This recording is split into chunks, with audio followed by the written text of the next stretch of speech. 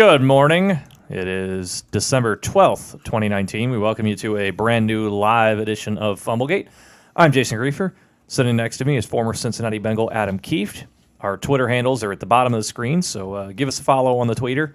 And also hit us up on Facebook, facebook.com/Fumblegate. Throw us a like on there. And while you're here on YouTube, hit the subscribe button and hit the little bell notification icon so that way every time we go live, you automatically are told about it. And you can pick us up right there at your leisure. And once again, we do appreciate those of you who do watch every week and are subscribed to us. Throw us a shout out there in the chat there. We'll be keeping tabs of that as we go out throughout the show today, as we do every single week. A lot to get to here today. As we said last week, we would bring the NFL back this week. Last week, of course, with all the college football conference title games going on. That was the focus, and we'll touch a little bit on that today. Obviously, everybody knows what the results were. We'll touch a little bit about that in the back half of the show. We don't even talk about one of them. And, so disappointing. Well, we might bring that up a little bit later on. Yeah, it's fine. I'll take it. Yeah, it was a good game. Lukewarm salsa, and you can talk to us about your experience there. It was fun. It was a great time. Chips didn't play well, but it was a good time. We'll talk about that a little bit later on. And we'll also, towards the end of the show, we'll give you our game picks for the one college football game that's happening this week, and it's the coolest game that happens every year. We touched on it last week. You'll see what we're talking about as we go on towards the end of the show. But as we said, we're starting off with the NFL this week to kind of get back into the swing of things there. And obviously the big story this week leading into this coming weekend's games has nothing to do with the actual games itself. It's another controversy with the Patriots. Shocker. Yeah, they had. If you don't know the story, here's kind of a quick recap. They sent an advanced scout to Cleveland to watch the Bengals because New England plays at Cincinnati this coming Sunday. And they were filming a documentary series, as they'd done all year on their website, kind of showcasing advanced scouts and what they have to do week in and week out, and the kind of all the things they need to do to help the team prepare. Kind of a cool idea on the surface. Well, the Patriots had, as I said, they were filming advanced scouts, and they wound up and were caught filming the Bengals sideline. And there's a tape that exists that apparently the Bengals have the original. The league has a copy of it, of about 8 minutes of unedited footage of them taping the Bengals sideline. And the idea that people are floating out there is that New England's videotaping the opponent's signals to try to gain an advantage, similar to what happened more than a decade ago with Spygate. So a lot of people were thinking this is Spygate too. They were credentialed by the Browns to be there, and however, the Patriots nor the Browns informed the Bengals. Neither informed the Bengals. Neither informed the NFL that this was going on, and so we have a hubbub. We have a situation about it. Apparently, the Patriots staffers that were there, and they were plainly dressed in Patriots gear. They weren't trying to hide, apparently. Just for full context, they tried to tell the Bengals, hey, we'll erase the footage, and can we just forget about this? It was an accident, so on and so forth. And the Bengals, of course, said, no, we want our, this needs to be hashed out here because we can't do this. And so there you go. It's like I said, it's a whole big hubbub, and anti-Patriots people are saying, "Oh, here they go, they're cheating again." They can't foaming at the mouth, foaming at the mouth, and they're so desperate because they've lost a couple now. They've got to videotape the 1-12 Cincinnati Bengals this week, so on and so forth. I'm just going to throw my 2 cents out there, and I'll turn this over to you. Okay. Let's recap the first Spygate. They got caught taping Jets signals during a practice. So what happened was Belichick got fined $500,000. The organization got fined $250K. They had to forfeit a first-round draft pick. I'm for whatever reason, and I can't even really explain why. I'm inclined to give them the benefit of the doubt here and say it was poor judgment and a bad mistake to not tell the Bengals or the NFL. Yeah, not a good look. This was going on. That's a bad oversight, especially when the perception's already out there. And I know Spygate happened more than a decade ago. It was 2008. So it's been a long time. But, folks, don't forget about that kind of stuff. You have to think some kind of punishment's coming. I don't think this rises to the level of Spygate. I don't even know that I wouldn't even call this Spygate 2. I think it was just a stupid oversight by some random staffers that should have been a lot more careful. Like I said, Belichick got fined $500,000. He's already said, I don't have anything to do with this. I've never even seen this series they do on the website, which I could totally believe. Dude, he may not even own a computer other than the tablets they get. I was surprised in the media call he just didn't get to say. I really don't care what they do on our website, but I'm of the belief here, and the league is still investigating. They have not announced any kind of punishment yet. I'm of the opinion, fine him $500,000. Because it's the second time something like this has happened. You fine him $250,000 the first time, fine him $500,000 here, and move on. I really, for whatever reason, I just really think this was just a stupid oversight from somebody with no real malice intended. I don't know. The problem is the history. The history is what leaves us up to subjection because. Obviously, as we've mentioned, the previous Spygate, the issue they had with the deflated footballs, the issue they had with Fumblegate, as we know, goes way back to the Fumblegate controversy, which is why we're here in the first place. For those of you who don't know the story behind the name Fumblegate, it stems from the tuck rule, essentially.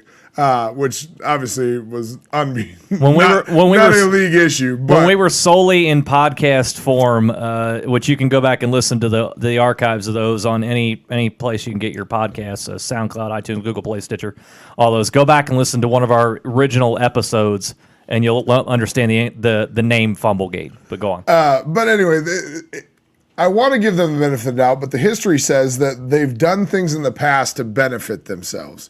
That's why it makes it hard for me. At the end of the day, they're going to get a fine.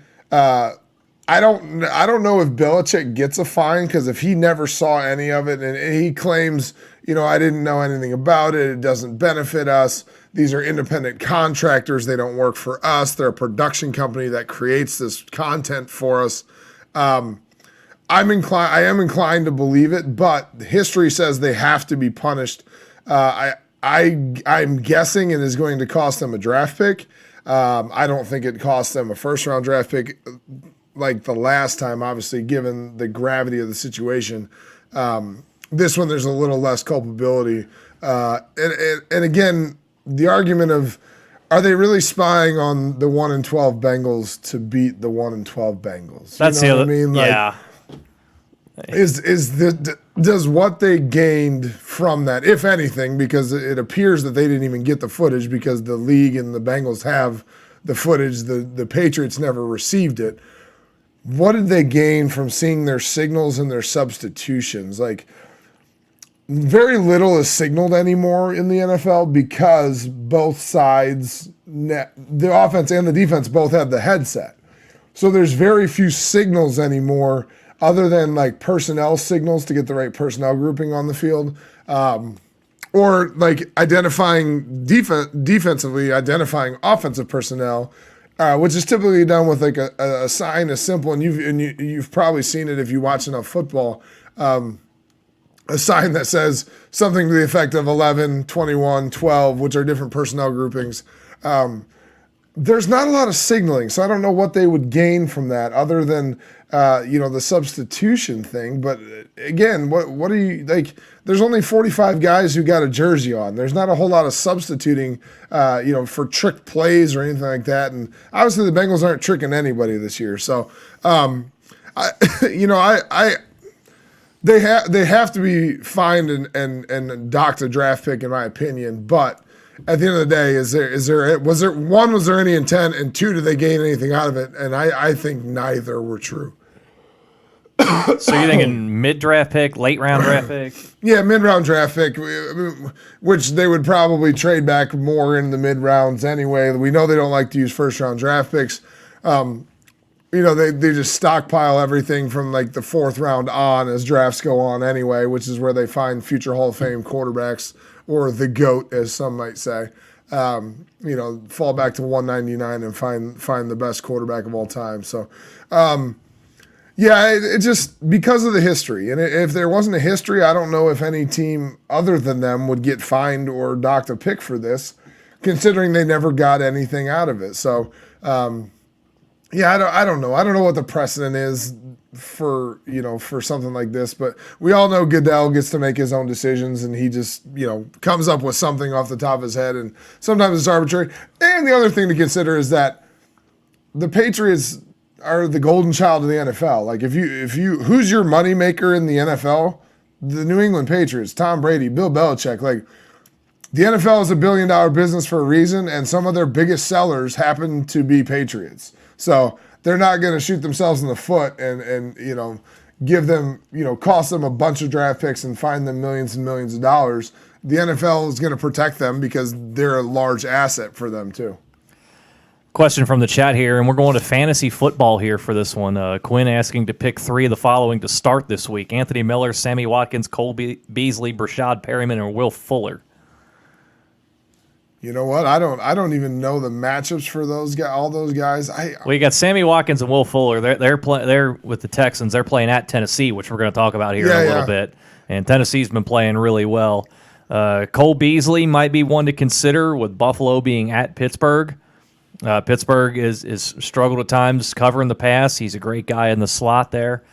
I would probably look at Watkins for me. If I'm starting a lineup here, I would look at probably Watkins, Beasley, and probably Perriman. I wouldn't start both Watkins and Fuller. No, it never seems to be a good move to start 2 receivers, and I don't think from the same team. Yeah, from the same team, and I don't think they're gonna be slinging it all over the field. I think it's gonna be a cold game, obviously, in Pittsburgh this weekend. Sunday night. I always hesitate to put two skilled positions from the same team on the field at the same time, as fantasy goes. I agree with Watkins and Beasley. The other one, I don't know. Who's Anthony Miller played? Do you know off the top of your head? I can't recall right off the top of my head. Yeah, I don't know either. That might let's look it up real quick. It's tough though when you try and put especially two guys of the same position together. Yeah. Against Yeah. Anthony Miller, Chicago. I think they're playing Green Bay this week, that's tough. Yeah, I don't. You know what? I would go with Miller. I think the Bears have put the emphasis on throwing the ball with Tannehill. Seems to be playing well. So I got Watkins, Miller, and Beasley. But you also had Brashad Perriman. He's got Punch Face throwing to him. Punch Face sometimes likes to throw to the other team. But he's on pace though to lead the NFL in touchdowns and picks. Yeah. So I mean that's worth a play there. And Tampa's not going to the playoffs. They've got to figure out now over the last 3 games, is Punch Face the future there. Yeah. And so I would expect them to air it out more. They're going to give him some time. So. That's why I would look at Perriman as a play. Yeah. There. So there you go, Quinn. Best of luck in the play. Yeah. I mean, this is probably the championship week, so best of luck to you. And say if this is semifinal week. You're in the playoffs, and if we help you get to the final, give us a cut of your winnings, or just come back and talk to us. That's fine. Yeah, that's fine. Yeah, we'll call it even. Yeah. Let's get back to our discussion here today, and now that the Patriots don't have tape of the Bengals sideline. Oh no! Whatever will we do? Well, now they have to answer the question that we've asked here for the last number of weeks. Will they cover? The Bengals are getting 9.5 at home, and this would be a game. It's a small line. I'm utterly surprised. I'm not surprised. Other than the fact that New England just cannot seem to score over 20 points. Yeah, they're having real problems scoring as of late, and losing the way they did against Kansas City, the inability to score there. And just the way they've gone, it's not been pretty over the last few weeks offensively for the Patriots. And you're noticing, too, with New England, they're having to use a lot more gadget plays to pick up chunk plays. Well, yeah, the double reverse back to double reverse pass jackass. Yeah, double reverse pass jackass. There you go.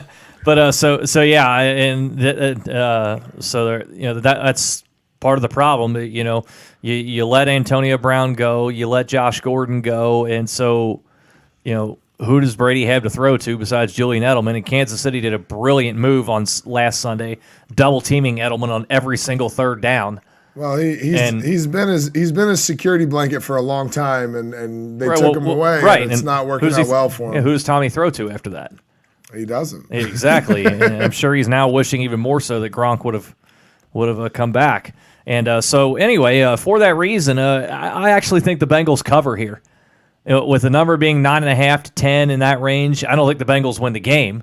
But I do think the Bengals can keep it within a score throughout. And that's kind of been the story of Cincinnati really the last month and a half or so. I mean, even if the record is what it is, the Bengals are playing better. Yeah, they're playing better football. It helps when you helps. Shot in the arm from Andy Dalton. Yeah, which didn't hurt. Yeah, they're playing better. They're staying in ball games. Their defense is playing better, which is one reason why they're able. Even with as bad as Ryan Finley was, they were staying at least within an arm's reach of those games. Now you never really felt they were going to go on and win those games because Finley just couldn't move the football. No. But defense is playing better. Like I said, I have New England winning the game, but I have them winning 23-17 here. I think the Bengals stay in it the whole way. I also don't see the Bengals like getting like a score late for like a backdoor cover. No, I don't know.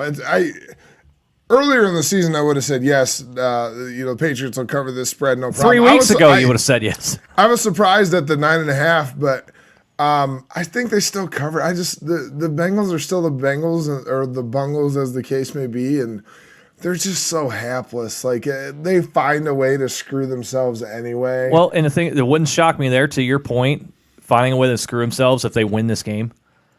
I don't know if I don't know if they win it. It would be peak 90s Bengals when you have nothing to play for. If you keep on losing, you're going to have the number one pick. Yeah. It would be peak Bengals to go ahead the last few weeks and win a couple of games and knock yourself out of the number one pick. End up with 4 wins somehow. I'm telling you, holding on to the thinnest of margins over the Eli's fault Giants, who again Eli's fault blow a 7-point fourth quarter lead. I loved the writing. Some AP writer after the game saying Eli Manning's not done yet, and it's like Eli Manning was 15 of 30 for like 203 yards. Yeah, and 154 of those yards were to one guy. Yeah, and early on he had 2 touchdowns in the first half for he was at like 157 at halftime for 2 touchdowns. Okay, it looks pretty good. Yeah. And the rest of the game they throws for 46 more yards. So right. No, he's still apparently he's going to start again this Sunday because Daniel Jones's ankle is. Good for him. Keep starting him until he retires. Until he goes to Jacksonville next year, because Tom Coughlin will make himself head coach probably because they're going to fire Doug Marrone. And I almost think with Jacksonville too, the way they got demolished again, I'm looking at that again this year as the defense has just quit. Because what are you playing for? Because your boy. The quarterback, Big Dick Nick, he sucked again. He sucked again. He's now benched. Gardner Minshew, the mustache, gets back in the game and did squat. Yeah, but he's the starter again, and all that money they paid to Big Dick Nick appears to be going nowhere. At 4-9, they are not looking good this season. I said that's no. Again, it looks like their defense has quit because their offense is terrible. We said at the start of the season that we thought that they finally found a quarterback that they could use, and obviously, Nick Foles got injured early on, and Minshew came in and was admirable for a rookie. He was admirable until tape got out on him. Yeah, and then he got he started to struggle, but it's just one of those things. Like you said, we talked about it. They quit last year on the team, and I think that's the case this year too. The defense just doesn't care anymore. Let's stay in the AFC South, and somehow we're still trying to figure this out here. Ryan Tannehill just can't do anything wrong, and this is really, really weird to say. But Ryan Tannehill, since he took over as a starter, replacing Marcus Mariota, he just seemingly can't be stopped. And Tennessee is on a roll ever since then. They are 6-1 with him as a starter. And good timing for him because he's a free agent at the end of the year. Yeah, and doesn't suck. Good time to be playing well. Absolutely. So here, let's give you some context here. Here's the comparison between Marcus Mariota and Ryan Tannehill as the starter. As you see, Mariota started the first 6 weeks, and numbers were not good. Tannehill took over week 7, and they can't be stopped. No one has figured them out. I mean, the numbers are off the charts. The points per game are basically doubled. Offensive touchdowns 2.5 times better, over 100 yards better per game. But look at the last line too. It's especially interesting because the passing game has opened up so much. Derrick Henry is averaging nearly 50 more rushing yards per game because we all seen with Marcus Mariota, he's terrible. So you put 8 or 9 in the box, and even as monstrous as Derrick Henry is, he's not going to run through 8 or 9 dudes. No, when there's no down the field threat, which Marcus Mariota doesn't provide you. No, you just have to keep him in the pocket and force him to throw. You can load You're going to win ball games. You're going to win ball games, and you can beat them. Yeah, absolutely. But Ryan Tannehill now adds a down the field element, which lightens up that box and makes the running lanes a little bit better for Derrick Henry, and we've seen that obviously with the 6-1 record, and we've talked about this before. Marcus Mariota was never the answer. He was never going to be the answer. No. In fact, this may be the beginning of the end of his career because I don't know. I believe he's a free agent, and I don't. He's in the last year of his rookie deal. Him and Punchface. And I don't think he's obviously not the starter in Tennessee going forward. I think he's a 1-year league minimum guy next year as a backup. Yeah, I think he ends up as a backup somewhere. Maybe he ends up as the backup in Tennessee just because of the familiarity with him. But I think the Titans have now discovered that if a guy like Ryan Tannehill can come in and go 6-1 with their offense and Derrick Henry is that much more successful, it's time to move on from Marcus Mariota. And whether that's Ryan Tannehill getting the big deal by staying there or going out in free agency and finding someone else, you posed the question, is Ryan Tannehill due a big payday? Yes, but how big is really going to be the question, and what's the market going to dictate for a guy who's a career 500 starter? Now we have to remember he was in Miami, and Miami put a lot of pressure on him to be successful, and they just weren't a very good football team, so that makes it much more difficult to be a good quarterback when your team just isn't very good. He didn't help himself there, but the talent around him. Talent around him wasn't great. It was passable at best. And we know Miami right now is a wasteland. Like they're 3-9 this year, or whatever. What the hell? How many games? 3-10 this year. Mm-hmm. One of the last teams to win a game this season, but somehow decided to find a few wins in there. Well, they lost last week, and we'll touch on that. We'll touch on that here. We'll touch on why here in just a minute. But yeah, I mean, is he due a big payday? Yeah, he's 32 years old, or he'll be 32 years older than the start of next season. He's actually 17th as active QBs go in passer rating, right behind Matt Stafford, who got a huge payday up in Detroit. Detroit can't seem to figure anything out. Similar to Ryan Tannehill in Miami, Detroit just can't seem to figure out how to put talent around their quarterback, but they paid Matthew Stafford big. Guys he's ahead of Big Dick Nick. He's ahead of not elite Joe Flacco. He's ahead of hashtag Eli's fault. He's ahead of Andy Dalton. He's ahead of Punchface 1 and 2. Like he has a better quarterback rating than all of those guys that I just listed. Yeah, I think somebody's got to pay him. Now, what are they going to pay him is yet to be seen. This year he's only making, I believe, 1.75, which is cheap as far as starting quarterbacks go, obviously. That's pennies. So somebody's going to take a run at him. Somebody's going to go out there and give him $5 million plus a year. I don't know if he's going to approach the $10 million range a year, but somebody's going to get. You think so? I think he will. All right. Well, and the reason, and here's the because I thought about this, like what kind of money would he pull? Yeah. Obviously he's not going to pull top 5, top 10 money. Yeah, of course not. He doesn't warrant that based on his track record. It does help that he's lighting it up in a contract year, and so he's playing well at the right time. For that reason, the number in my mind that I came up with was staying in Tennessee, 2 years, $30 million, fully guaranteed, $15 million a year, similar to kind of similar to what Indianapolis did with Jacoby Brissett after Andrew Luck retired. Yeah. Here's some money right now. You're the starter. Here's some security for now. You have 2 years to prove yourself. Yeah. And if you prove yourself for the next 2 years, then we'll talk top 10, top 5 money. Yeah. At that point. I mean, give him some now to reward him for the way he's playing because, the writing was on the wall. If you stuck with Marcus Mariota, the ship was going down. You were going nowhere. However, Marcus Mariota beat out Ryan Tannehill in training camp for the job. It was never thought that during the year, or at least going into the year, when Tannehill was sent to Tennessee from Miami, that he was going to beat Mariota for the job. It was always assumed it was Marcus Mariota's job. And he was the backup. And he was paid as such. Exactly. They paid him to be the backup. So That's why he got the 1 year minimum deal. So you have to keep that in mind, too. That they weren't bringing him there to be the starter. They were there to bring him there to fill in case of an injury or if in case Mariota, again, continued to struggle. So I think that stays in mind as well. So, again, similar to what Brissett got, a little bit more money, but fully guarantee it. $30 million for 2 years. If you want to do $15 million a year, you can figure out those ways to or throw him a bone, do $20 million the first year, $10 million the second year, something to that effect, whatever the case may be, and go from there. But again, that's big money. Give him short-term deal. Yeah, I think that's what it's going to be. Put some higher money up front to reward him for the way he's played. Yeah, but then you've got 2 years.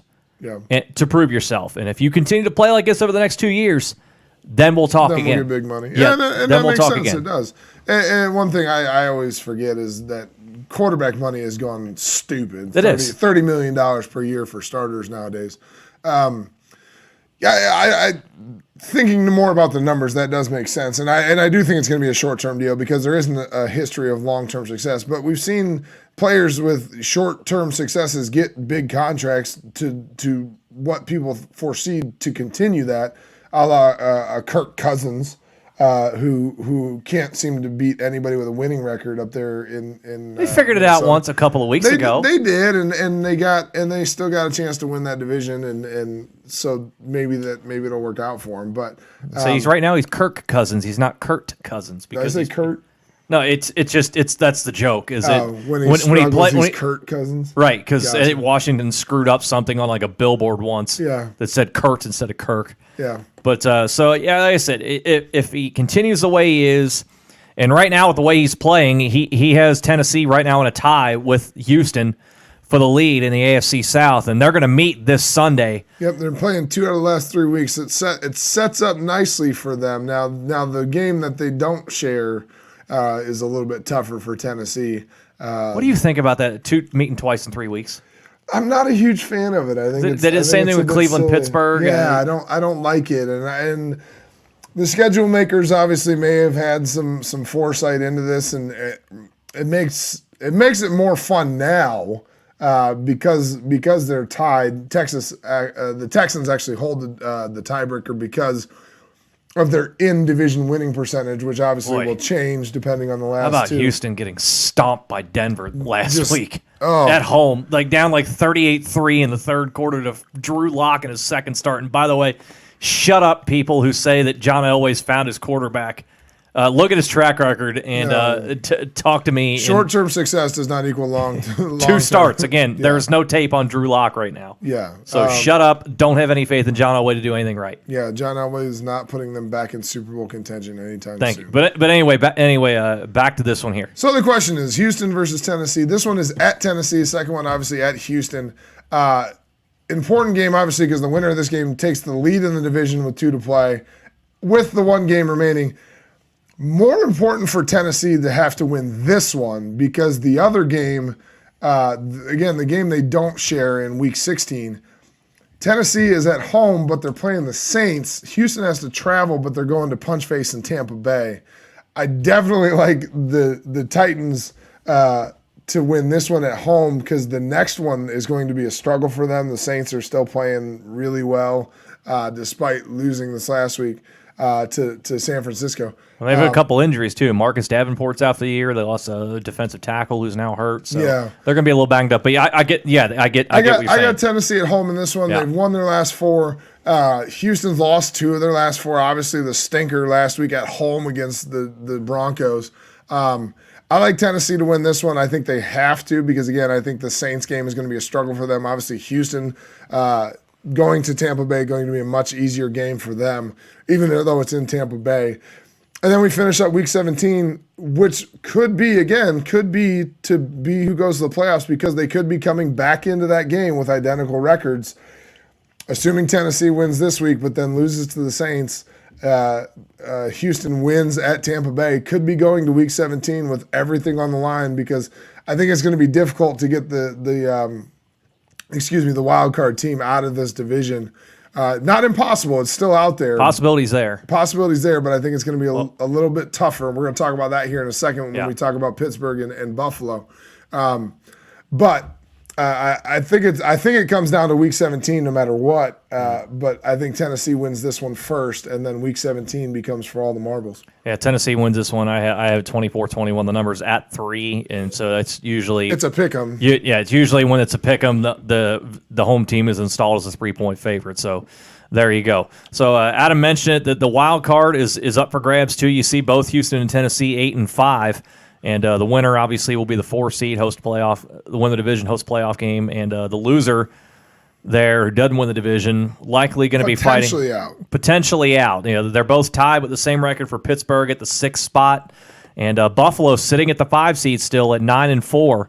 And Buffalo at Pittsburgh this week. These are the 2 wild card teams going at it. Buffalo with a win here can pretty much all but lock up a playoff spot if they win here at Pittsburgh. You see the number. I think 10-4 or 10-6 down the stretch. I think guarantees they'd have a the wild card. Well, with Pittsburgh, they'd have a 2-game lead with 2 to play plus a tiebreaker, so they would automatically be in over Pittsburgh. Pittsburgh still has a faint shot at the division technically, because if Baltimore wins against the Jets tonight, they win the division. So Baltimore is going to win the division tonight. Spoiler alert.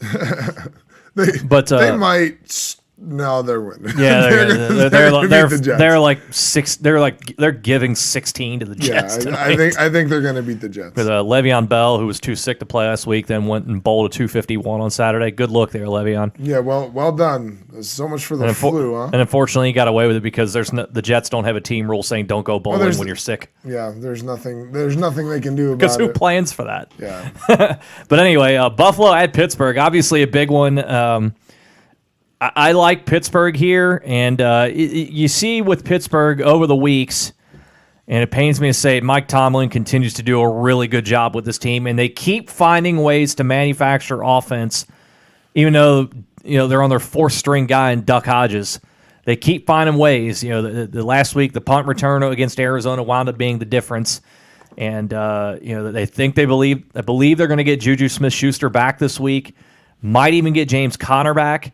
And so that'll definitely help the cause here. I have Pittsburgh winning a low-scoring game because neither team blows you away offensively. Buffalo has shown it at times, but at other times inconsistent. I have Pittsburgh winning 20-17. I actually like Buffalo in this one, and I know you mentioned that Pittsburgh's finding a way to manufacture offense. The problem is if they don't manufacture offense, they don't have an offense, averaging under 20 points per game. Now, Buffalo's only averaging just over 21, but Pittsburgh's averaging 300 yards a game, and to me, in the NFL, to average only 300 yards per game.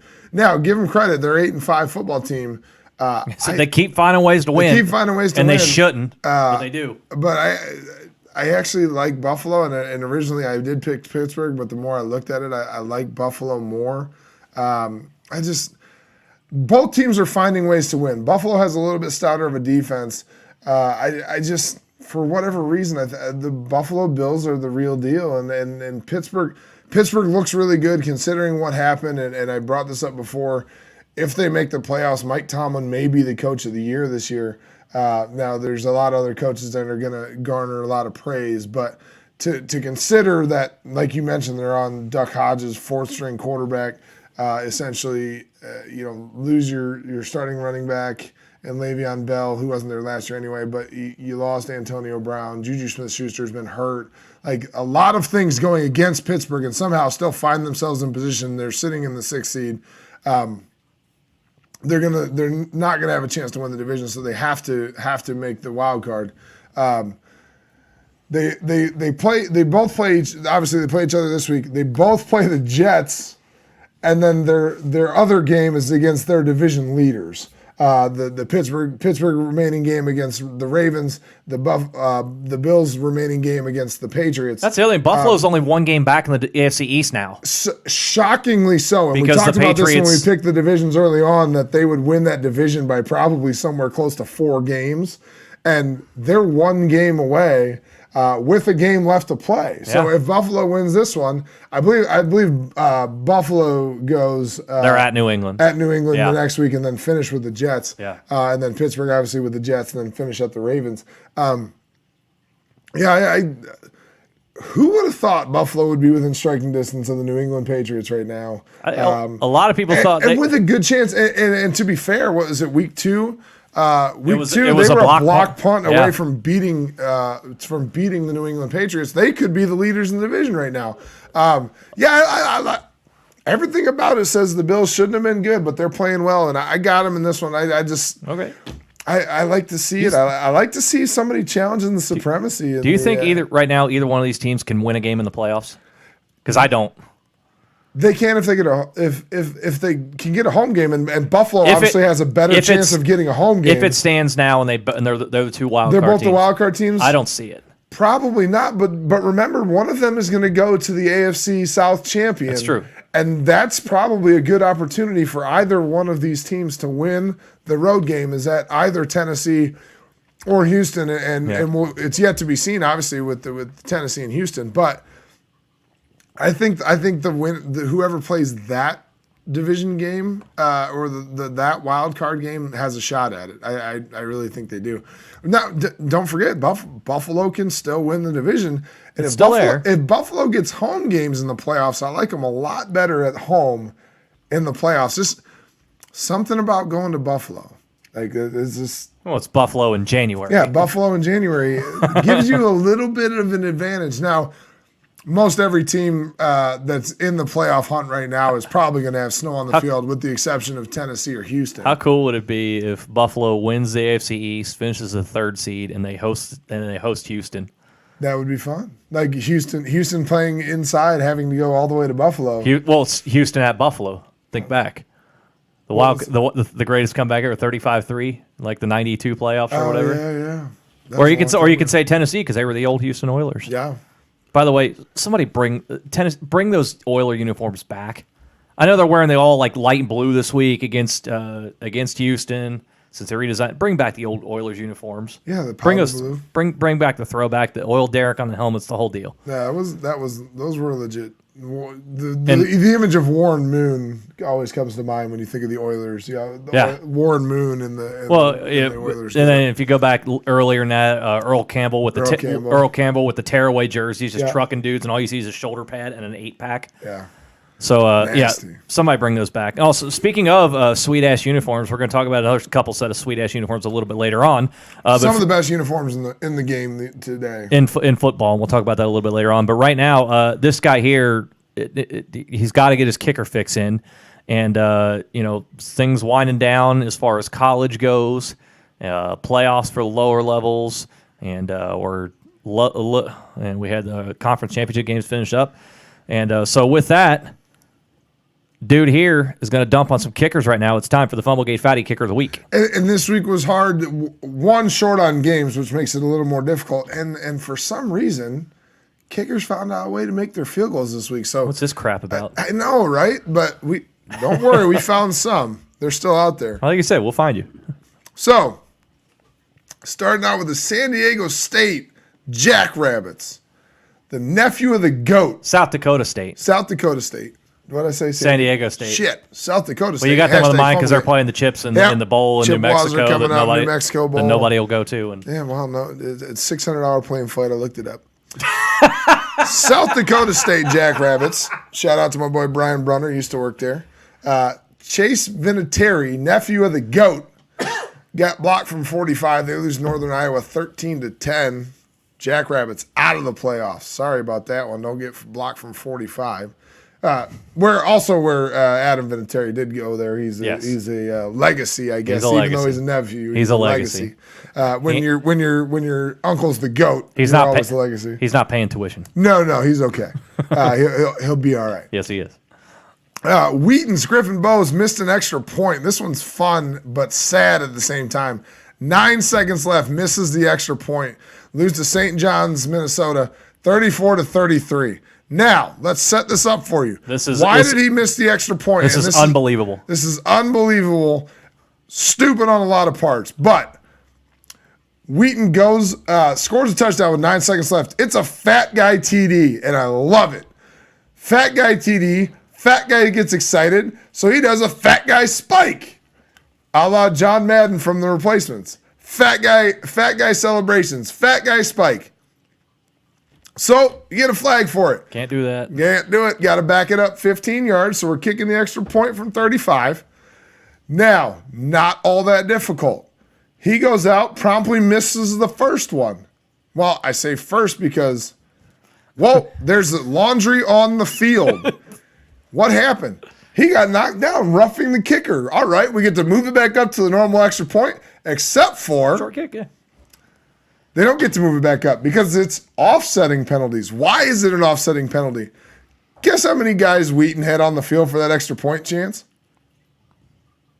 12. How do you do that? 12 guys on the field for an extra point. No, let me ask you. You're an offensive lineman. You played on field goal or extra point a lot, right? I'm assuming. Yes. Throughout your high school, every play, high school, every field goal that was kicked in my entire career, I was on the field for. Every field goal. How do you even JV? That was one thing I did get to do on JV. How do you screw that up? How do you have 12? How do you have 12 on the field for an extra point? It blows my mind. I have been a part of football in watching, playing, or coaching. And I don't know that I have ever seen 12 guys on the field for an extra point. I've seen 10. Is that the I've holder's? Seen 9. I don't think I've ever seen 12. Isn't that the holder's responsibility to count? The holder's responsibility to count, but because you can't trust the kicker to count that high. What guy was out there that thought he was supposed to? I don't. And we got the tape of it. And I can't tell. I don't know where the 12th guy is, but how do you accidentally have 12 guys on the field? Like I don't know. You line up next to the same guy. For those of you who don't know. If it's in the middle of the field, the field goal, the lineup is exactly the same. So somebody had to say, hey, Joe, why are you lined up? Why are you next to me? Why are you on the field? You're not supposed to be on the field right now. Like, who missed that? I don't know how you missed that. But anyway, so he gets a reprieve and he gets a second shot at it because he missed the first one because the offsetting penalties. He gets a reprieve. He gets to try it again. And what happens? Missed it again. 2 extra points missed in a row. Got a reprieve. Still screwed it up. How you had 12 guys in the field, I don't know. But sad news for Wheaton, you're out of the playoffs losing to St. John's. First loss of the year. First loss of the year. Well, only loss of the year. Yeah. Well, only loss, yeah, because they don't get a second one. I don't. Done. Thanks to Griffin Bowes missing 2 extra points, 2 shots at it, misses them both. The Colts, Chase McLaughlin, filling in for the GOAT. Missed from 47 with 8 minutes to play. Lose 38-35 to punch-faced Buccaneers. Now 2 games back with 3 to play, and we just talked about it. I don't think there's any chance they get back into the mix.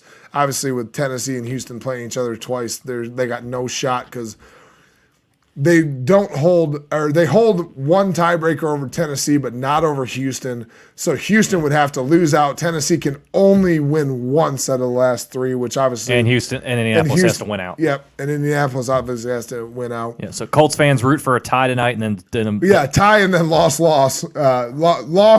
tie is about the only scenario that you can work out to get back in the playoffs, but.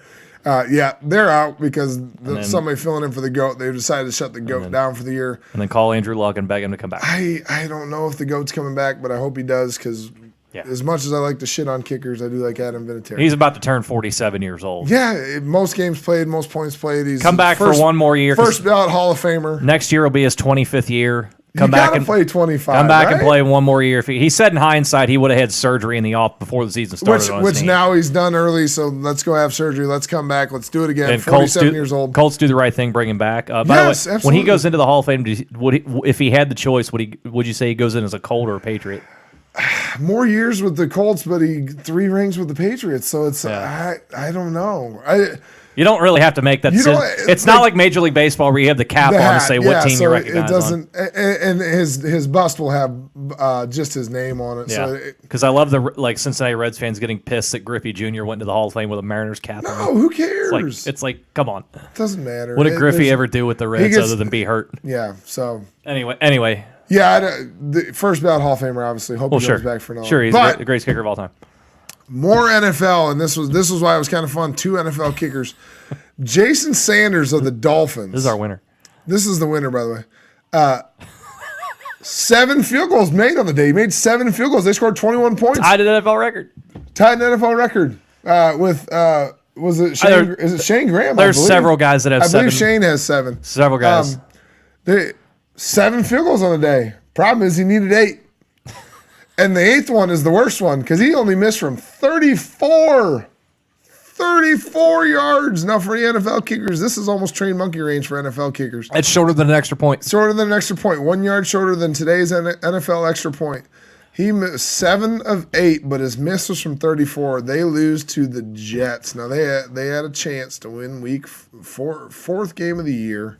Now, they are blowing their shot at number 1 because I believe now they're all the way down to like the 5th pick because there's 3 teams worse than they are right now. They're 2 games behind the Bengals. 2 games behind the Bengals, also behind the Giants, also behind the Lions, who have a tie in there. Washington is also in the mix. Yeah. So, yeah, they blow an opportunity, but maybe keep their opportunity to remain in the top 5.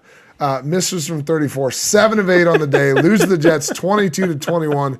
Jason's got the ones he did make. Yeah, I had to reference the one he did miss. When you told me that this was going to be the kick, I thought. Well, it has to be because it's the only one that actually cost the game. This was the only one where it made the difference in the game. I would have gone with the D3 situation. I mean, I get it sucks, but I get it. It was still only a tie, and there was still an opportunity for that game to end differently. No, I understand. This was the difference in the game. No, I understand. I just think it's hilarious that the dude ties an NFL record for field goals in a game, and you're still going to shit on him. Yeah, that's why I put that's why I put the distances for the other field goals he's made. Yeah. You can see there's 3 of them he made were longer than this, including 53. 53 at 48, 37. Like, had a good day, except for the one that cost his team the game. 34 yards, missed it wide right too. It wasn't even like a bad snap or anything. Just missed it wide right, pushed it.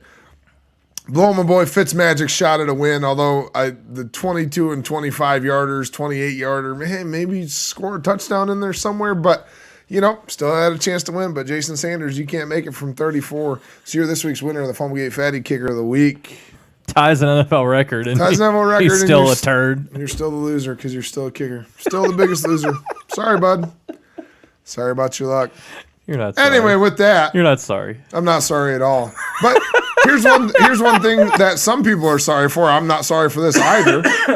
LSU jumps Ohio State in the final college football playoff rankings. Yep. LSU gets the number 1 seed. They're playing Oklahoma, the 4 seed.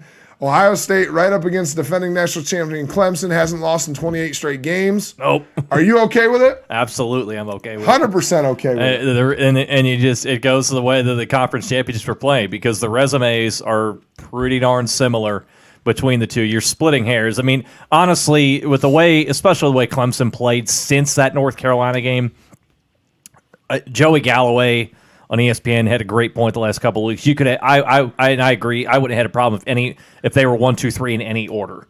Yeah, and really, the argument could be made. Ohio State fans are upset about falling to number 2 because they don't want to play Clemson. But how about the defending national champion remaining at 3, have not lost in 2.5 seasons? Yeah. And they're sitting at number 3. That's why there was such a race for LSU and Ohio State because they didn't want to play Clemson. No, nobody wants to play Clemson, and I agree. The difference between 2 and 3 is who gets to call the coin toss.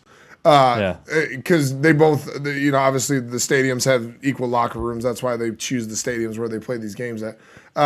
So the only difference is who gets to call the coin toss, which is now falls to Clemson because they're the visiting team in the 2-3 matchup. But yeah, I'm totally okay with LSU jumping Ohio State, and Ohio State fans are getting all pissy. Well, we won every game, and we are margin of victory, and blah, blah, blah. Well, guess what? We've talked about this before. The committee watched the games together. They talked about it immediately afterwards. And if you're talking about the eye test, which the playoff committee uses, who looked better in their championship game? It was LSU, and it wasn't 100%. Close. It wasn't even close. It wasn't close. LSU didn't even need to play most of the second half of that game.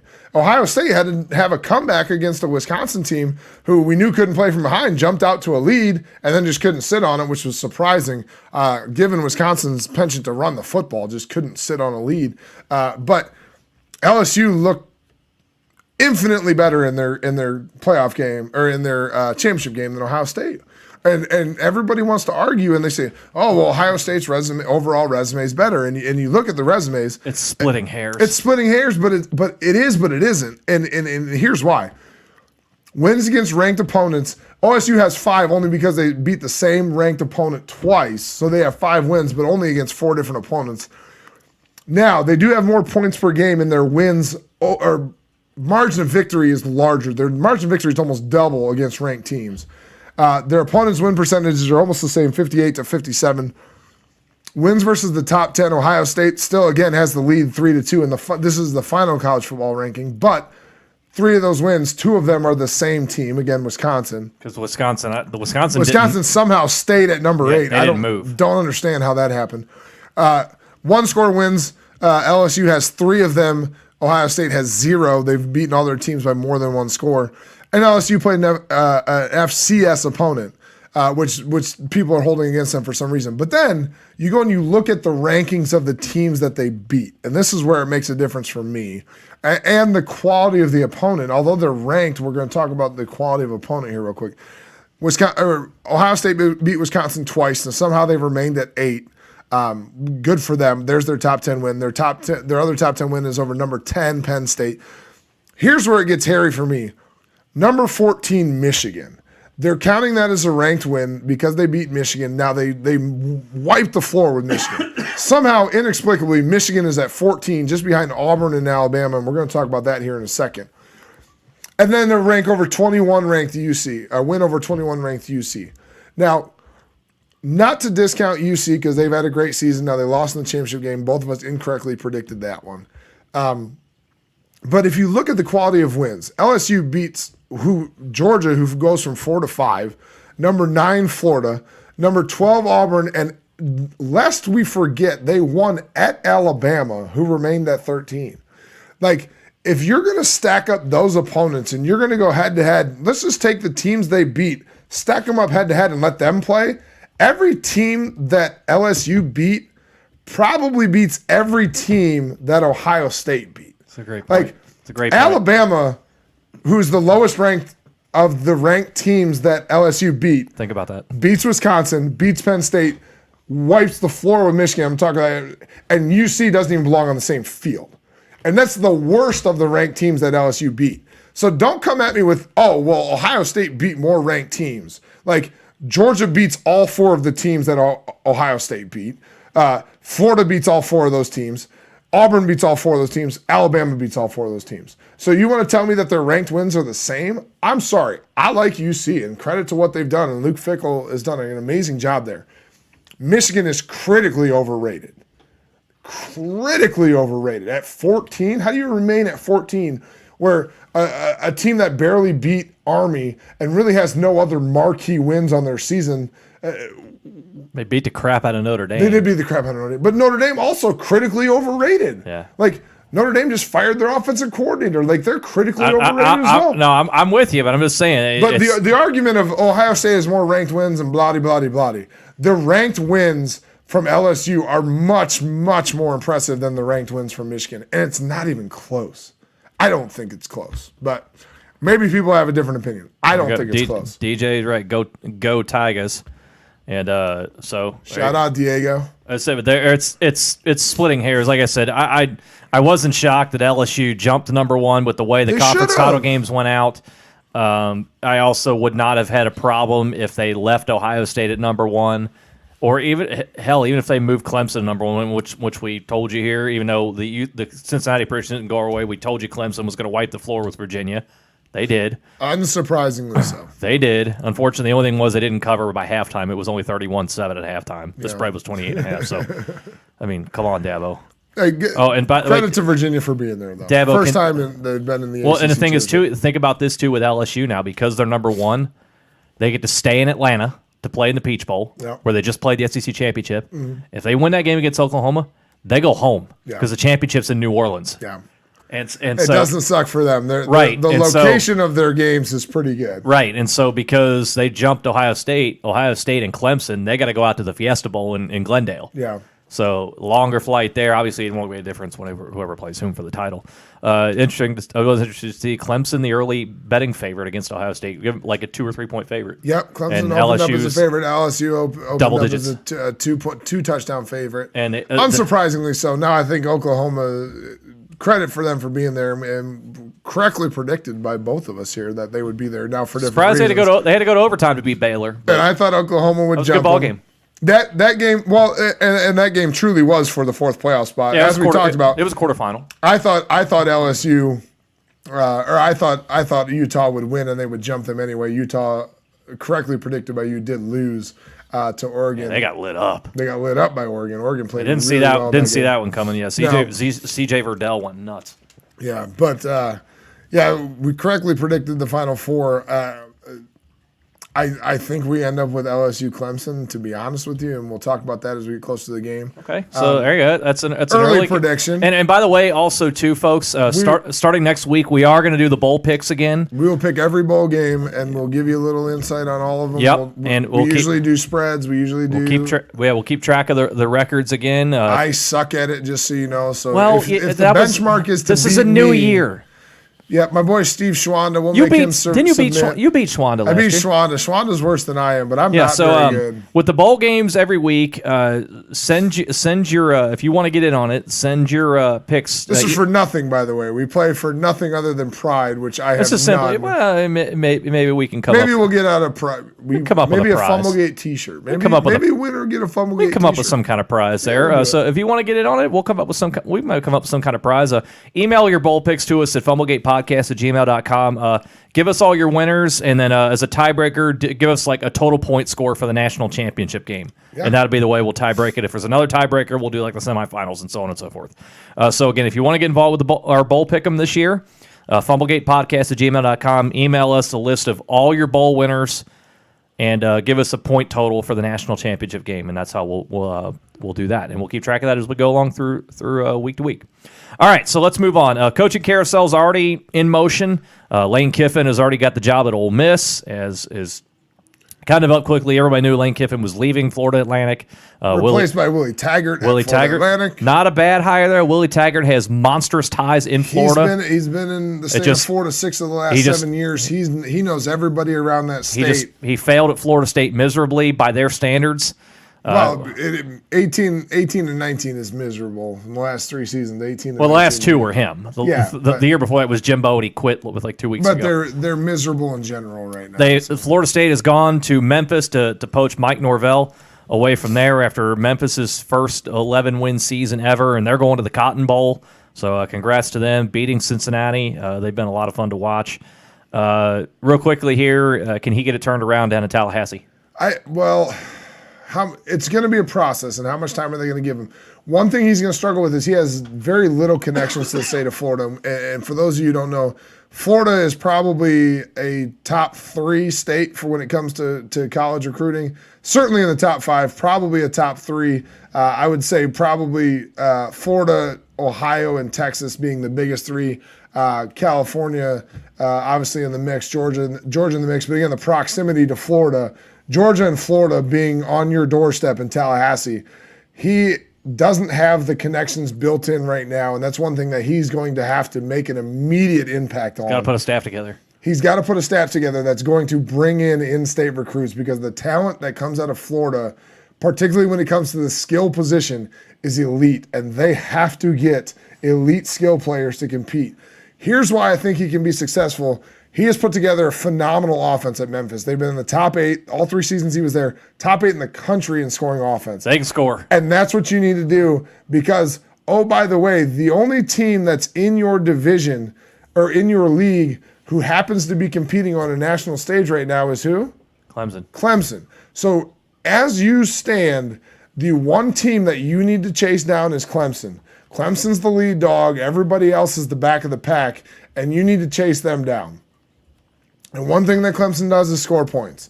And if you're going to get into a shootout, you need to compete with Clemson. You've got to get the skill kids out of Florida. And Florida looks really good right now. Obviously, they're finishing at number 9 in the country. You're going to have to compete with Florida for recruits. You cannot allow schools like Miami to come in and poach potential recruits, you have to be second in line to Florida, if not beating Florida for some of those recruits. Well, you got to beat Florida. You got to beat LSU. You got to beat Alabama. Well, everybody in the Georgia. SEC, but if they're on the fence, you have to get them to Florida State. You have to, and that's the only way they're going to compete. Now, the reason he can be successful is because, like I just mentioned, the only team in the ACC who's competing for national championships right now is Clemson. And so if the benchmark is Clemson and you got to catch Clemson, that's a lot easier than catching everybody else in the SEC. Coming into the SEC right now at a minimum, Alabama, Auburn, Florida, Georgia, LSU. You're behind 5 teams in the SEC if you're a head coach right now.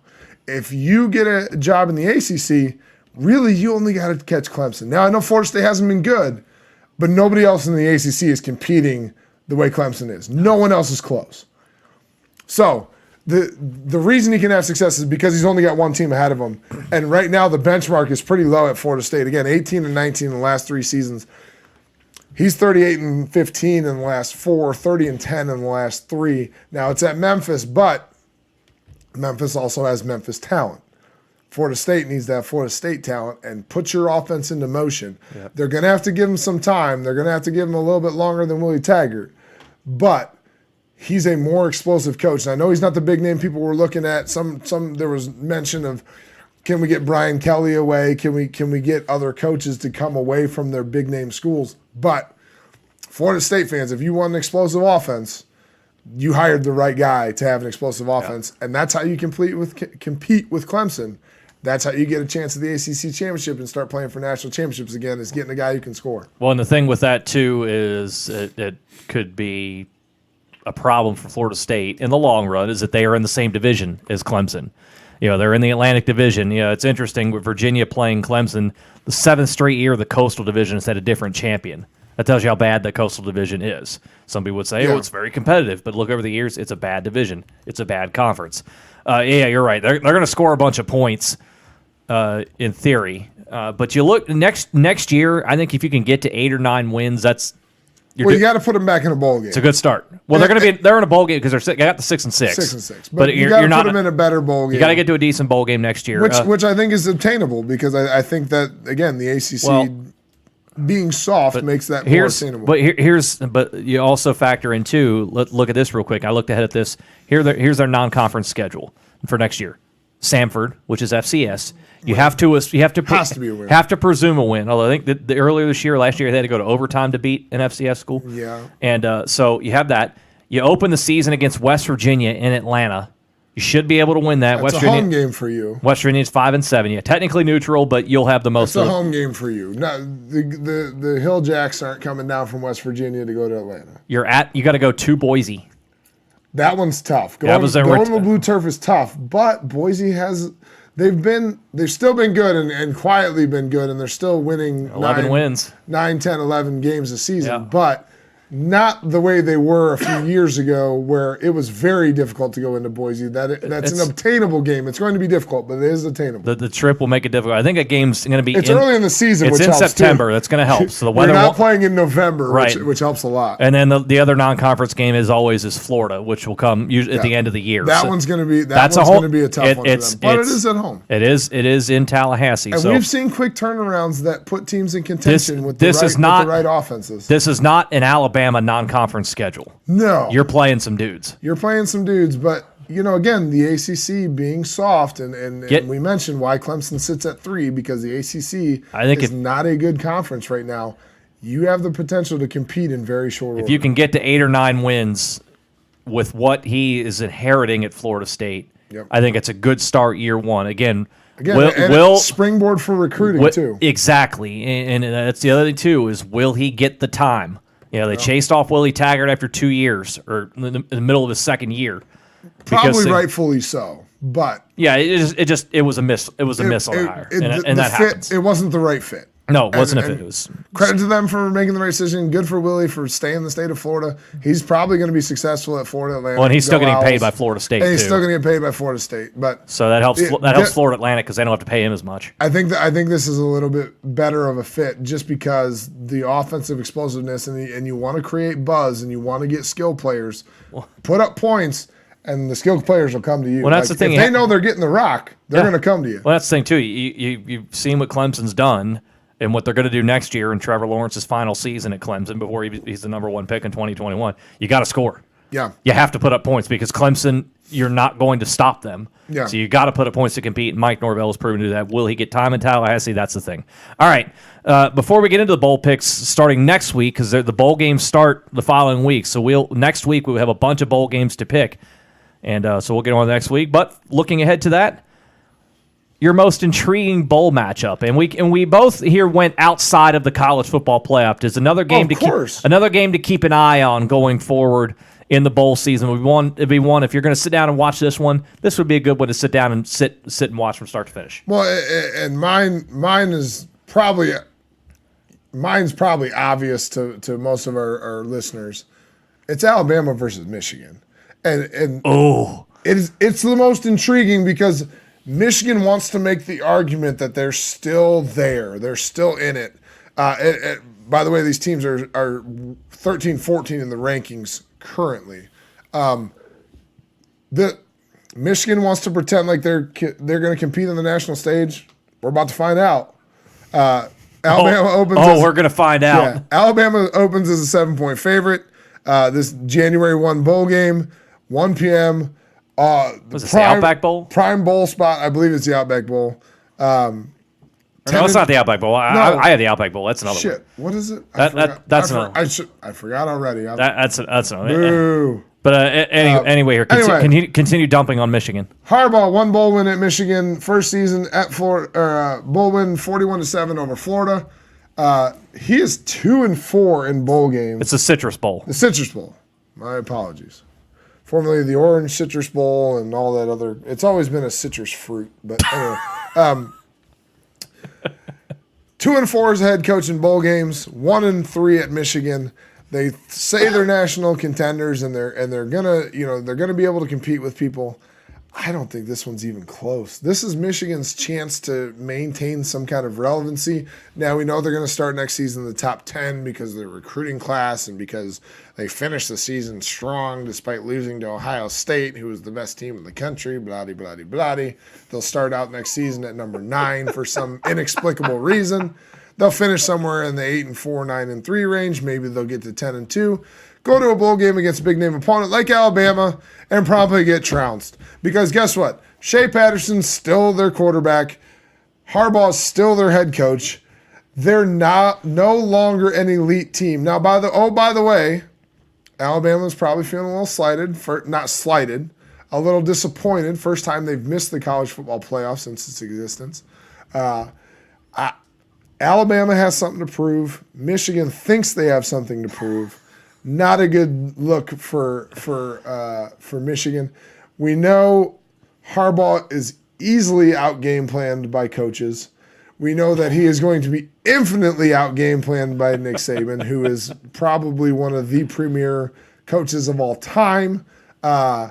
Certainly a very good game planner. As we know, he gets a month to prepare for a pedestrian Michigan offense, a decent defense, but also a defense that was trounced up front by Army, of all teams. Alabama's offensive line probably significantly better than Army's offensive line. The one thing that may become a factor in this game is who doesn't play. And we've started to see it. It's happened in recent years. We've started to see it already this season. Boston College's running back? A.J. Dillon. He's skipping the bowl game. But I will say to that point, there are some other guys in the last couple of years, and I know because obviously I follow Kentucky, they've had a case, but more guys are starting to play. Some are still skipping, yes. One school that doesn't, though, Michigan, has had a lot of, over the recent years, sitting out their bowl games. Peace out. I think that's probably going to be the case for Michigan. If a guy thinks he's going to go, he's going to sit out this game. Alabama, And by the way, we'll have a few as well. Like both of these teams will probably have guys that sit out. It'll be interesting to see which of those guys are the ones that sit out. If Tua's healthy in this game. well, no, Tua's not going to play. Tua's done. Oh, yeah, he's Mac Jones. Yeah, my mistake. Mac Jones. Hashtag Fumblegate. All right. The only factor becomes if Alabama's got too many guys sitting out, but across the board, talent versus talent, Alabama's a better football team. Michigan, you think you're a contender, try and go compete in this game. I don't think it's going to happen. Sorry about your luck. But Harbaugh's going to be 2-5 in bowl games. Like, what's the lead about that? And by the way, looked up. You know who else has 2 bowl wins? Almost every coach in the country, but a guy by the name of Steve Stripling.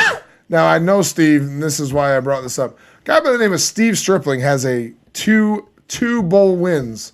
Guess how many bowl games he's coached? 2. 2. Guess how many total college football games he's coached? 2. 2. He's 2 for 2 in bowl games. Harbaugh's 2 for 4. Like, are you kidding me? 2 for 6. I'm sorry, 2 for 6, 2 and 4 as a record. Harbaugh is not an elite company when it comes to winning big games. 2 and 4 in bowl games, he's about to be 2 and 5. Like, what about a Harbaugh as elite? But again, we bring up the question. We've talked about this before. This is your new reality, Michigan. Like, you haven't been national title contender since pre-2000, since prior to Jason and I being in high school. Like, you're not national title contenders. They haven't won an outright title in 70 years. Yeah, you want to pretend like you are. 97. Go to Alabama or go to the Citrus Bowl and try and keep it close with Alabama. I don't think it's going to stay close. I will say it is intriguing because Michigan thinks they're contenders. Go play the team who's missed out on the playoff for the last 4 seasons. Good luck with that. I will say, to a point we were just touched on a moment ago, and I know Adam agrees with me on this. I will not fault any kid who wants to sit out the bowl game. No, never. To avoid injury for the NFL draft. I will not at all. Respect the kids that want to play, but also respect the kids that say I'm protecting myself. And the one I've talked about that I have a little bit of a hard time with, but I still understand, is the teams are in the playoff. That one, and it hasn't happened yet. At some point, it may. It's going to happen. Teams in the playoff where a player sits out because those opportunities don't come along very often. Correct. Now, the NFL is similar, don't come along very often. But the players who sit out meaningless bowl games, no problem with it at all. No, None. Not at all. So I mentioned it with Kentucky because last year Josh Allen and Benny Snell both could have skipped out. Both played. They both played. Lynn Bowden. Turns out they don't suck in the NFL either, by the way. Yeah, thanks, Booger. Lynn Bowden has already declared for the NFL draft, but he is going to play. He's going to play in the Belk Bowl against Virginia Tech. That's going to be an intriguing one too because it's his final game. It's also Bud Foster's last game as Virginia Tech's defensive coordinator. He's retiring. Yeah. And one of the greatest coordinators in the history of college football. He's hanging it up. So that's an intriguing matchup. My most intriguing matchup to keep an eye on is the Outback Bowl. It's Minnesota against Auburn. And a couple of reasons, a few reasons here for us. Minnesota, who got off to the start they got off of beating Penn State, and then things seemingly kind of went down from there, losing 2 of the last 3 to Iowa, and then getting stomped by Wisconsin by 3 scores to end the regular season. So, but they're still a great season. Co-division champions. No. By the way, rowing the boat, doing a great job in Minnesota. He is. He's going to be up for jobs again already. Minnesota extended him to get a bigger buyout. Well, how about Jim McElwain not going to Mizzou because they've already got their man? They hired a guy from App State. Now, there's still going to be a lot of stuff hanging out. Credit to the coach from App State who's now gone to Missouri. His salary jumped from $750K to $4 million. Yeah. Good agent. Good agent. Why mid-major teams don't hold on to good agent. elite coaches? Even though App State won their conference title and won like 11 games. Yeah, 11. But anyway, they don't suck. No, with Minnesota, you lose 2 of your last 3. You had a brief flirtation with the college football playoff.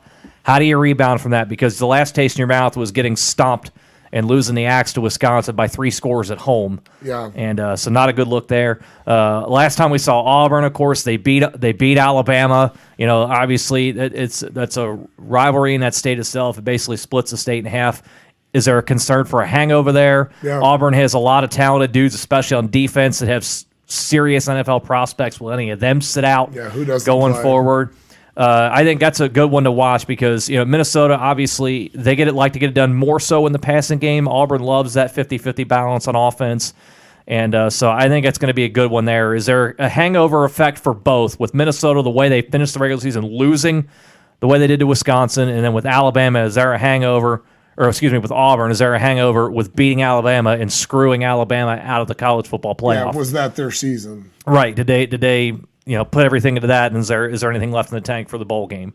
So that for me is going to be one to watch. There should also, because I like offense, there should be plenty of points scored in that game too. So that should make it even more fun. Yeah. Let's pick games that are playing at the same time. So that absolutely tough to watch them both, but you can flip back and forth. Picture thing. Does that still does that exist still? I don't know. That should exist. With DVR, I don't know if it does. I used to. I had a couple. I TVs love that picture. used to have I picture. love that. That was a great feature. Yeah. But anyway, let's move on here as we're winding down here. I know we're running a little short on time, but we got to talk about this one here. It's the one college football game this week, and it's the only one that really matters, right? And it's Army Navy, and one of the reasons why we talk about it is because it's freaking awesome.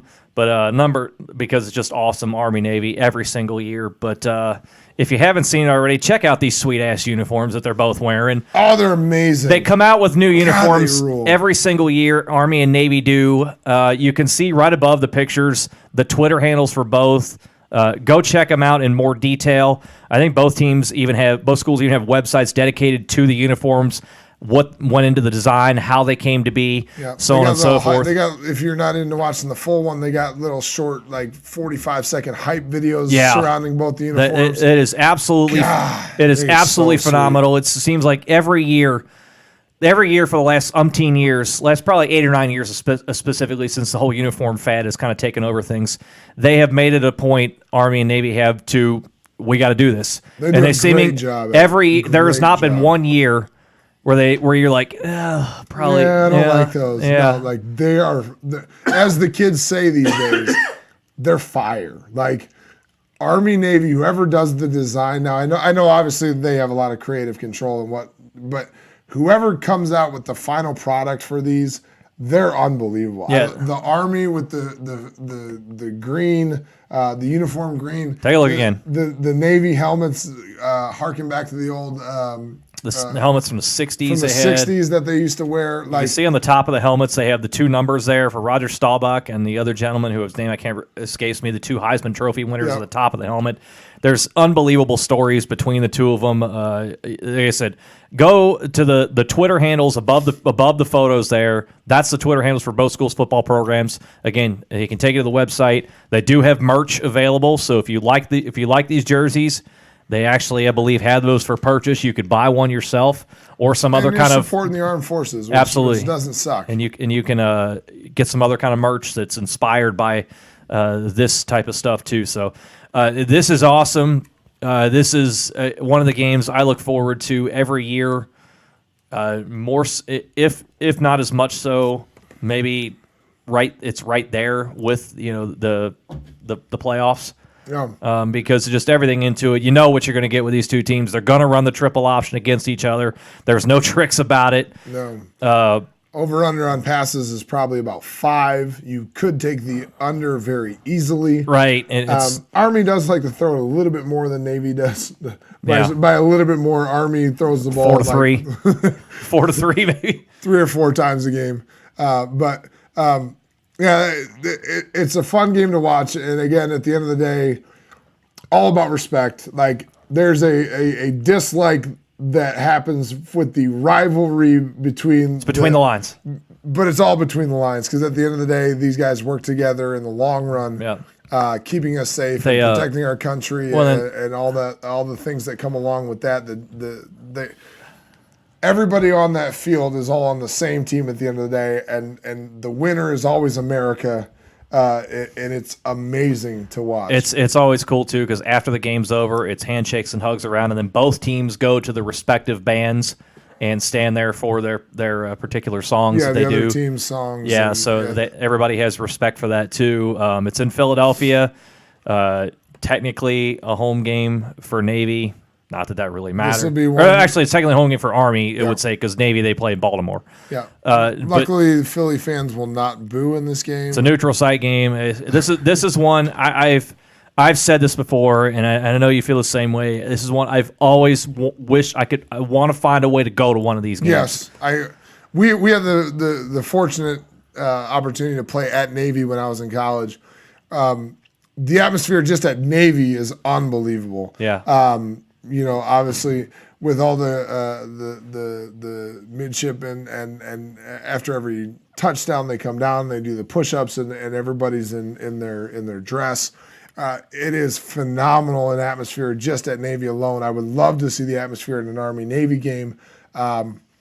Unbelievable. And again, the true winners are the American people, because all of these guys on this field are in the long run going to put their lives on the line to protect us, to allow us to do stuff like this and keep us safe.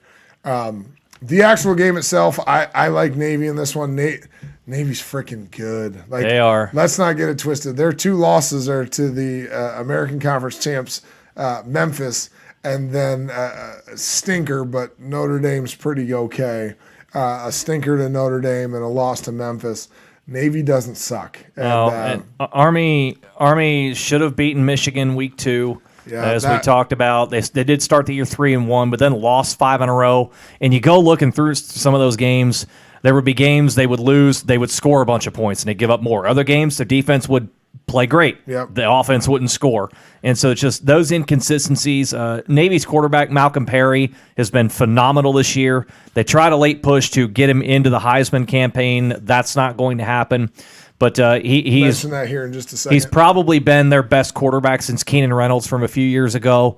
Can run it as good as anybody in America. He's not a bad thrower for what Navy asks him to do. He's not for a Navy quarterback. He's not bad at it, and so for that reason, yeah, I'm with you. I think I like Navy to win it. It's going to be low scoring. Usually with these games, it's first 1 to 20 points wins, because both teams keep it on the ground.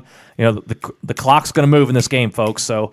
Strap in and enjoy it for a game that'll probably may take 3 hours at most to play. And because I like doing scores because it's fun. I have Navy winning 21-14 because kickers usually never factor into this thing. No. If they do, a lot of times you'll see them miss from like 35, and it's usually both teams kickers that do it too. Yeah, which was the case with the Army game against Michigan. But in this type of game, and as we've seen in the past here on Fumblegate, we don't reprimand these guys for missing kicks. No, because at the end of the day, their kicks mean nothing. They may miss a kick, but they can kick our asses. Yeah, they're long term, and obviously all the college kids have other careers ahead of them. But at the end of the day, these guys, like I mentioned, put their lives on the line for us. They have a higher calling, something I could never do. No, I couldn't do it either. I just my body type doesn't lend itself well to the armed forces to begin with. I'm a big ass target, but. I don't have the mentality that could handle, an armed forces situation. I have armed forces in my family. My grandfather, 2 of my brother-in-laws. I have a lot of people I know and respect that are in the armed forces. It's something I could never do, and that's why we don't get on those kickers, because it's something like truly football is secondary for these guys because of what they're preparing themselves to do in the long run. I think this is a game, too, that every year that comes along, and again, here are the sweet-ass uniforms. This is a game every year that everybody watching knows we're playing for pride. Yeah. The rankings and the records, they are what they are. I mean, these 2 teams are not national powers. They haven't been since the 50s and 60s. But who cares? That's not what matters. It's just pure old football and the respect that's shown on the field between the players and what it's all about. Again, credit to the NCAA for allowing this to be the only game this week. The way they schedule it. And also, the way they schedule it to make this the national spotlight, because it should be. I will say, too, I will give credit to the senior officials. I don't know. I can't think of the proper terminology for in the upper levels of the Naval Academy in the Army there, to allow servicemen who have the opportunity to play in the NFL. Yep. Over the last few years, they've been able to grant waivers to some of those young men. Allow them to skip their commitment. Defer it, not skip. Defer their commitment. Defer their service to go ahead and to allow them to play in the NFL, and then once their NFL career is over, then they finish out and they begin their service. And we've quickly mentioned this before. They used to never do that. They used to not allow that because you had to go with your service first. But the Army and Navy have both realized that there's obviously an outreach that comes along with having a marquee player in the league. that allows them. They do have to do stuff in the areas they play in, whether it be recruiting or be visible as an Army or Navy officer. Yeah, there's stuff the commitments they have to fill during the week. There's conditions they have to do during the week. Yeah. But the NFL or the Army and Navy and obviously Air Force and all the other armed forces have decided, rightfully so, that give these guys their once-in-a-lifetime opportunity, and then they can come and fulfill their commitment after the fact, which was the right move for them, 100%. Yeah, a good move by the upper levels of government to allow these kids, some of these young men, to be able to follow their dreams in that respect. Yeah, and it's amazing. Not it's awesome. not bypassing their service; they're just deferring it to a later date. And usually with these guys, if they make it to the NFL, it's usually not a long stay anyway, just because these guys have built themselves up for a greater purpose. Yeah. So again, check it out Saturday mid-afternoon. Sit down, watch it. It's so cool. There's no other games to watch. So no, there's no other game. This is what to watch. There's nothing else going on there. Again, one more time, here are the sweet ass uniforms. The Twitter handles for both schools' football accounts are right above there. So go to the Twitter accounts. You can check out the whole story for both those. What inspired the uniforms, how the designs came to be, and so on and so forth. Again, so Army, Navy. One more time, it's awesome, and so go check it out. Lastly, before we get out of here, the Heisman finalists were announced this week, and the awards still is a couple of weeks away, I think, for me to give it out. No, Saturday. Okay, or Saturday. This Saturday, 8 p.m. I lose track of that. Yep. That's why we had to mention it this week, because it's awarded in 2 days. Not a surprise as to who the 4 finalists are: Joe Burrow, LSU. Jalen Hurts, Oklahoma, and then Justin Fields and Chase Young from Ohio State. First time there's been an offensive player and a defensive player from the same school as the Heisman finalists. Little surprise, Jonathan Taylor wasn't a finalist here, just because the numbers he put up. He actually had a really nice game against Ohio State at like 150 yards. He played well, but should have won. Or for his finalist, yes. He should have won. Yes, I don't think there's any doubt here who's going to win the Heisman Trophy. Yeah, I think this one, and then we mentioned it before, or he and I mentioned it before we went on there. I think Joe Burrow wins every region. Give me your rank them 4 to 1. Who finishes 4th, 3rd, 2nd, 1st?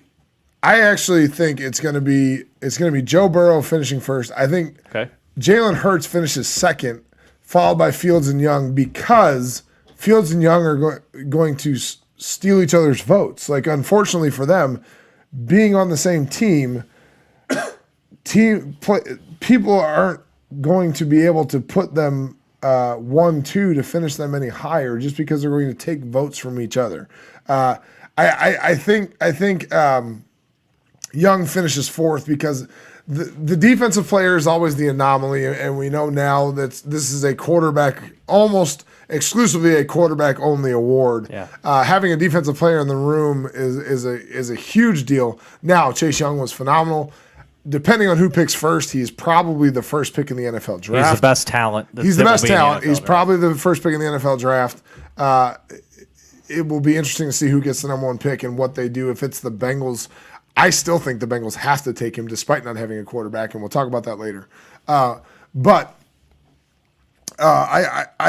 This is Joe Burrow's Heisman Trophy. I don't think there's any question. I think his name's already inscribed on it. I don't think they even have to collect all the votes. No. 78% completion percentage for the number 1 team in the country. And the argument can be made, Jalen Hurts has more overall yards, and Justin Fields has a 40-1 touchdown to interception ratio, blah, blah, blah.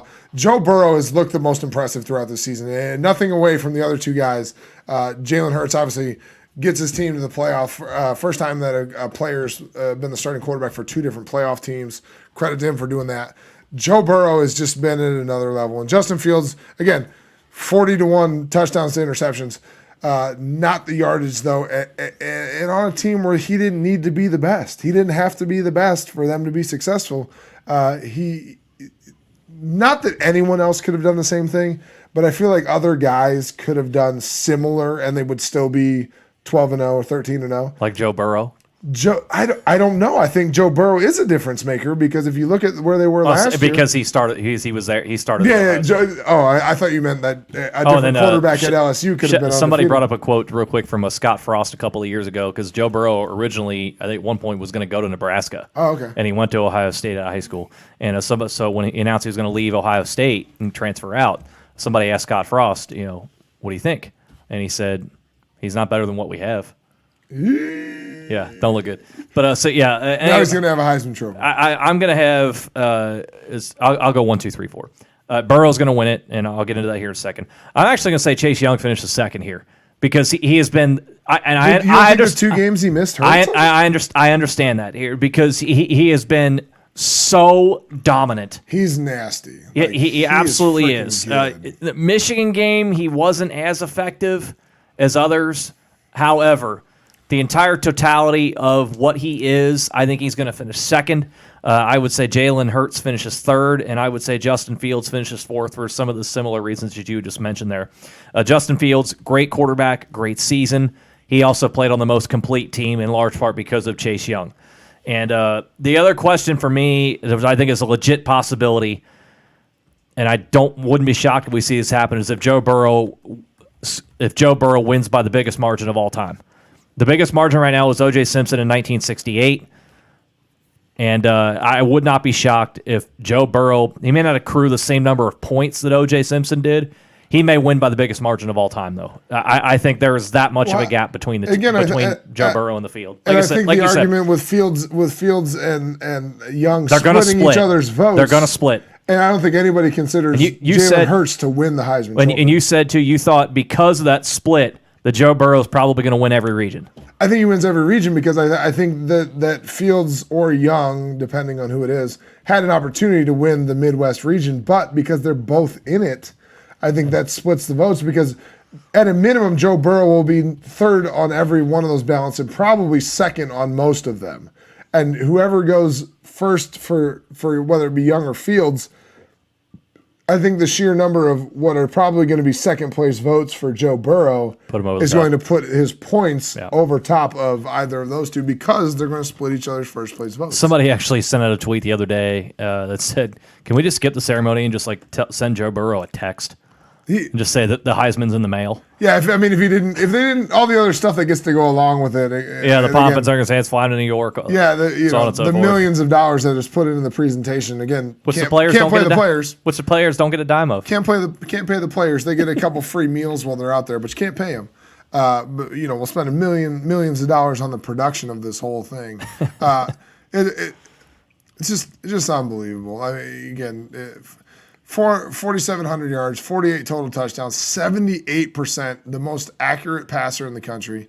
Take this in, folks. This is one of the greatest seasons by a quarterback in college football history. Yeah, and the only reason this is up for discussion because Hurts, being the dual threat that he is, put up a bunch of yards, and then Justin Fields, obviously with the 40-1 touchdown interception ratio. But if those two weren't in the discussion, it's not even the finalists might have just been Joe Burrow. If the other two guys aren't in the discussion, it might just be we're announcing the Heisman finalists and it's Joe Burrow.